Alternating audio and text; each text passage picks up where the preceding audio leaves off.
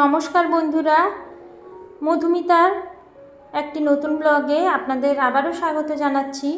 আশা করব যে যেখান থেকে আজকের আমার এই ব্লগটা দেখছেন প্রত্যেকেই ভালো আছেন, সুস্থ আছেন এবং স্বাভাবিক আছেন। আমি এবং আমার পরিবারের প্রত্যেক সদস্য ঠাকুরের আশীর্বাদে সবাই বেশ ভালো আছি। এখন বাজে সকাল 7টা, আর এখন থেকেই আমি আপনাদেরকে সঙ্গে নিয়ে আজকের আমি আমার প্রতিদিনের রুটিনটা শেয়ার করছি। আশা করব অন্যান্য দিনের মতো এটাও আপনাদের ভালো লাগবে।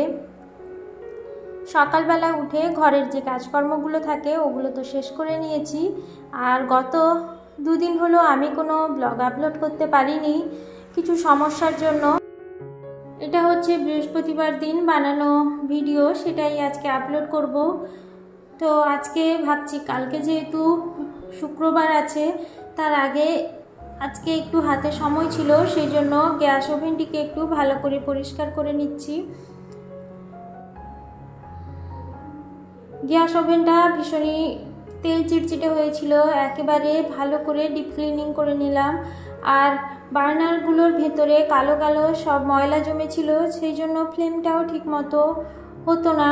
সেই জন্য গ্যাস ওভেনটিকে একেবারে উল্টে পাল্টে ভালো করে ঝেড়ে ঝুড়ে পরিষ্কার করে নিয়েছি। আর এদিকে একটু বানাচ্ছি ডিটক্স ওয়াটার।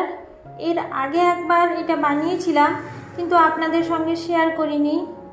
এই গরমের জন্য এটা বানানোর সবথেকে প্রধান কারণ হচ্ছে আমার ছেলে দেখেছি এই জলটা খেতেও ভীষণ পছন্দ করছে।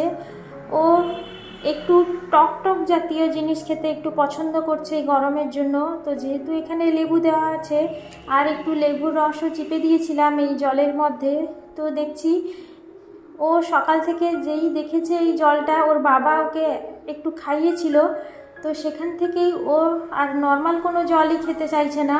ও শুধু আমাকে বলছে, মা আমাকে ওই লেবু জলটা দাও, খাবো। তো এদিকে ডিটক্স ওয়াটারটা বানানো হয়ে গেছে। এটা কিন্তু শরীরের পক্ষে ভীষণই উপকারী, সেরকম স্কিনের পক্ষেও খুবই উপকারী। শরীরের ভেতর থেকে পুরো একেবারে আপনাকে সৌন্দর্য যেমন দেবে, সেরকম খুব সুন্দর একটা গরমের সময় ফিলিংসও হবে, যেহেতু পুদিনা পাতা, লেবু, শসা দেওয়া আছে। আর এদিকে আমি সকালবেলার জন্য একটা ব্রেকফাস্ট বানিয়ে নেব। এখানে সুজি প্রথমে আমি ভিজিয়ে দিয়েছি, আর এখানে আলু, গাজর, পেঁয়াজ, যে সবজি দেওয়া যেতে পারে, ধরুন ক্যাপসিকাম, বিনস এগুলো যদি থাকে ওগুলো দেওয়া যেতে পারে। এইভাবে একটা চপারের মধ্যে দিয়ে এইভাবে একটু চপড করে নিতে হবে। আপনারা যদি চান ছুরিতে কিংবা বঁটি দিয়েও এভাবে কুচি কুচি করে কেটেও নিতে পারেন। এবার একটা মিক্সিং জারের মধ্যে আগে থেকে ভিজিয়ে রাখা সুজি আর যে কয়েকটা জিরে দিয়েছি ওর মধ্যে, গোটা জিরে দিয়ে এবার ওটাকে ভালো করে একদম ব্লেন্ড করে নেব। আর এদিকে একটা পাত্রের মধ্যে আমি কেটে রাখা সবজিগুলো দিয়ে দিয়েছি, তারপর ওর মধ্যে আমি ওই সুজিটা যে ব্লেন্ড করে এনেছিলাম ওটা দিয়েছি। কিন্তু এই যে জিনিসটা আমি বানাচ্ছি এটা কিন্তু ওই যে ডিমের অমলেট যেরকম টাইপের হয় ওই রকমই হওয়ার কথা, কিন্তু এর মধ্যে ঘরে যেহেতু ডিম ছিল না সেই জন্য এর মধ্যে আমি ডিম দিইনি, ওই জন্য ওটা ঠিক মতো হতে চাইছিল না, ওই যে ভেঙে ভেঙে গেছে। কিন্তু খেতে কিন্তু ভীষণই ভালো হয়েছিল। আর আমার ছেলে এটাকে বলে পিৎজা। ওর আগে একবার ওকে বানিয়ে দিয়েছিলাম, ওটা ওই বড় বড় ক্যাপসিকাম, পেঁয়াজ কেটে পিৎজার মতো করে করে দিয়েছিলাম। তো তখন থেকে ও এই খাবারটা দেখলেই বলে যে মা আমাকে পিৎজা বানিয়ে দাও।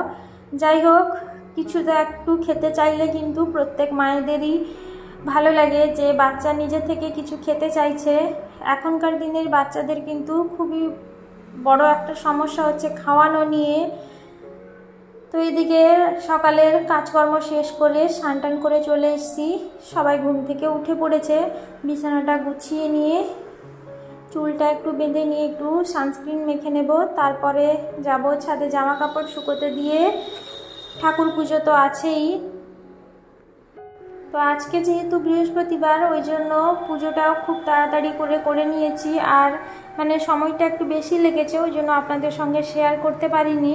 আর এদিকে রান্নাবান্নাটাও প্রায় কমপ্লিট হয়ে এসেছিলো, হঠাৎ করে দেখি চিকেন এসছে। ছেলের জন্য, তো সেইটা চিকেনটা বানাতে হবে। চিকেনটা বানাতে তেমন কোনো মানে কষ্ট তো নেই, বরং ভালো লাগে বানাতে যদি আগে থেকে সমস্ত কিছু জোগাড় যন্ত্র করা থাকে। চিকেনটাকে ভালো করে সমস্ত মশলা, গুঁড়ো মশলাগুলো আর টক দই দিয়ে একটু ম্যারিনেট করে রেখে দিচ্ছি। আর এদিকে যে পেঁয়াজ, আদা, রসুন এগুলোকে একটু পেস্ট করে নিচ্ছি। চিকেনটা রান্না করতে মানে কষিয়ে চিকেনটা দিয়ে চলে গেলে সেইটুকু টাইমের মধ্যে ছেলেকে স্নান করানো আর যদি বাদবাকি টুকটাক কাজকর্মগুলো থাকে ওগুলো সেরে ফেলা যায়, সেটাই করব ভাবছি। ছেলে ওদিকে তাড়া দিচ্ছে স্নান করার জন্য। সমস্ত কিছু এর মধ্যে দিয়ে দেব, দিয়ে এবার এটাকে ভালো করে পেস্ট করে নিয়ে সমস্ত মশলাটা একটু কষিয়ে নিয়ে আগের থেকে যে ম্যারিনেট করা চিকেনটা ছিল ওর মধ্যে দিয়ে দেব। আর এই যে ওদিকে মশলাটা কষাতে কষাতে আমি এদিকে আলুটা ভাজতে বসিয়ে দিয়েছিলাম, আলুটাও ভাজা হয়ে গেছে। তেলের মধ্যে একটু গোটা জিরে ফোড়নে দেব, দিয়ে এবার মশলাগুলো দিয়ে দেব। আসলে আমার এই ভয়েস ওভারটা দেওয়া নিয়েই সমস্যা, কারণ রাস্তার পাশেই একেবারে যেহেতু ঘর হওয়ার জন্য মানে সব সময় গাড়ির এত আওয়াজ আসতে থাকে যে শান্তি মনে যে একটু ভয়েস ওভারটা দেব সেটাই পারি না।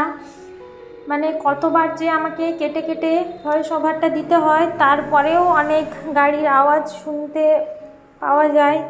তো তার জন্য আমি আপনাদের কাছে ক্ষমা চেয়ে নেব। চেষ্টা করি এটা অনেক রাত্রের দিকে দেওয়ার, কিন্তু আর তখন সময় হয় না, সেরকম সুযোগও হয় না।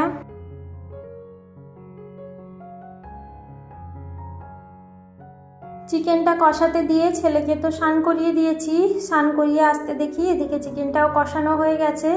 এবার ওর মধ্যে একটু গরম জল দিয়ে দেব, তাহলে দেখি তাড়াতাড়ি চিকেনটা সেদ্ধ হয়ে যায় আর রান্নার টেস্টটাও ভালো হয়। তো এই যে গরম জলটা দিয়ে এবার একটু ঢেকে দিয়ে ভালো করে ফুটিয়ে নেব। অনেকটা বেলা হয়ে গেছে, ছেলেকে এবার খেতে দেব, ওকে ঘুম পাড়াবো, ওকে খাওয়াতে অনেকটাই সময় চলে যায়।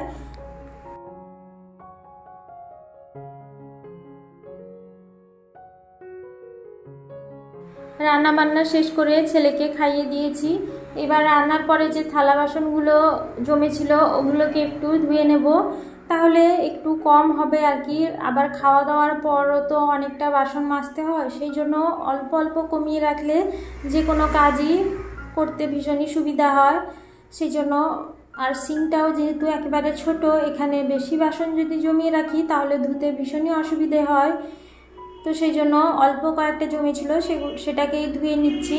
বন্ধুরা, আমার ব্লগ আপনাদের কেমন লাগলো অবশ্যই আমাকে কমেন্ট করে জানাবেন।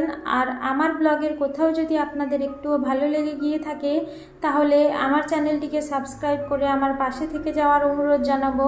আর যারা যারা এখনও পর্যন্ত আমার চ্যানেলটিকে অলরেডি সাবস্ক্রাইব করেই ফেলেছেন তাদের প্রত্যেককেই আমি জানাবো অসংখ্য ধন্যবাদ।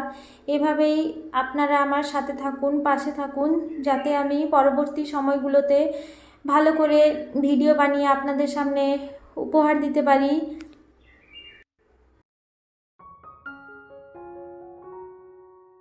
রান্নাঘরটা এবার ভালো করে ঝাড় দিয়ে মুছে নেব, কারণ রান্নার পরে ছোট্ট রান্নাঘর ভীষণই নোংরা হয়ে যায়। তো সেই জন্য একটু পরিষ্কার পরিচ্ছন্ন রাখার চেষ্টা করি, নাহলে দেখেছি প্রচুর আরশোলার উপদ্রব হয়। আর এই যে ছোট্ট বাস্কেটটার মধ্যে আমি মানে এক্সট্রা যে কৌটোগুলোতে জিনিসপত্র থাকে সেইগুলো রেখেছিলাম, তো সেগুলো দেখছি সব ওলট পালট হয়ে পড়ে আছে, সেগুলোকে একটু সাজিয়ে গুছিয়ে রাখছি। আর যে যে কৌটোগুলো ধোয়ার জন্য দিতে হবে সেগুলোকে ধোয়ার জন্য দিয়ে এবার ভালো করে সমস্ত জিনিসপত্র সরিয়ে ভালো করে ঝাড় দিয়ে নেব।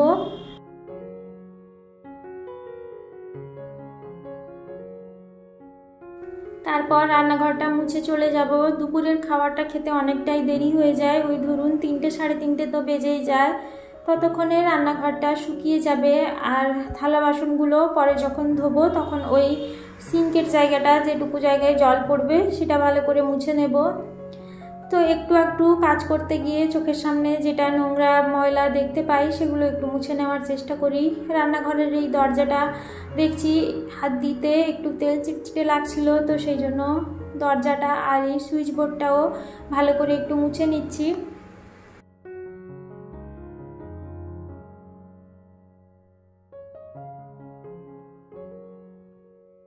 আসলে যে কোনো জিনিস যত্নের উপর নির্ভরশীল, সেটা একটা মানুষের সঙ্গে অন্য মানুষের সম্পর্ক হোক কিংবা যে কোনো জিনিসই হোক না কেন, একজন মানুষকে যদি আপনি স্নেহ করেন, যত্ন করেন, ওর ভালো মন্দ দিকটা বোঝেন, সেরকম সেও যেরকম খুশি হয়, সেরকম যে কোনো বাড়ির জিনিসপত্রকে যদি আপনি ওইভাবে যত্ন করেন, তার যদি ভালো মন্দ মানে কোথায় কি হলো না হলো, খারাপ হয়েছে কিনা, ঠিক মতো ওটা কাজ করছে কিনা, এগুলো যদি দেখা হয় তাহলে কিন্তু ও ভালো থাকবে। তো এদিকে আমার কাজকর্মগুলো প্রায় শেষ হয়ে এসছে। তাহলে বন্ধুরা, আজকের মতো আমি আমার ব্লগটা এখানেই শেষ করছি। আপনাদের সঙ্গে দেখা হবে আবারও একটা নতুন ব্লগ নিয়ে। ততক্ষণে সবাইকে জানাবো ধন্যবাদ।